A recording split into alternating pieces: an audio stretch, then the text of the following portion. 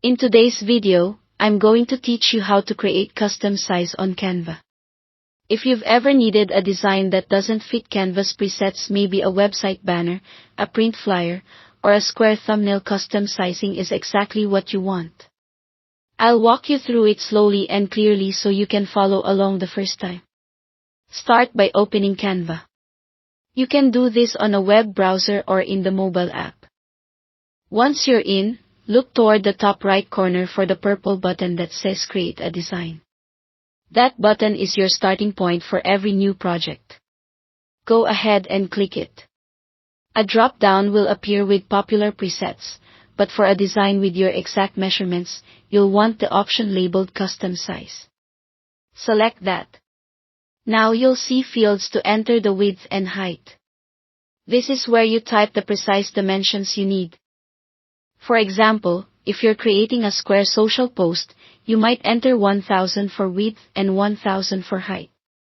If you're designing for a specific platform or printer, it's a good idea to double-check their recommended dimensions before you type them in. Pay attention to aspect ratio too. A rectangle, like 1920 by 1080, is a wide format. 1080 by 1350 is a common vertical format. Getting the ratio right ensures your design won't appear stretched or cropped later.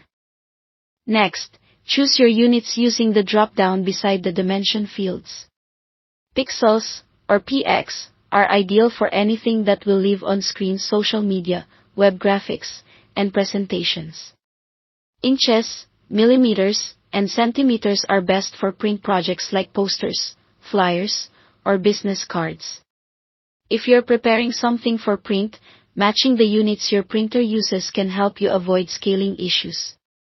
While Canva manages resolution behind the scenes, selecting the correct unit up front keeps everything consistent. Once your width, height, and units are set, click Create New Design. Canva will open a blank canvas at exactly the size you specified. From here, you can start adding photos, text, shapes, and brand elements with confidence, knowing your layout fits the final destination perfectly. If you ever notice elements feeling cramped or too spread out, it often means the size or orientation needs revisiting, so it's worth confirming those original requirements before you begin heavy design work. That's all it takes. Thanks for watching.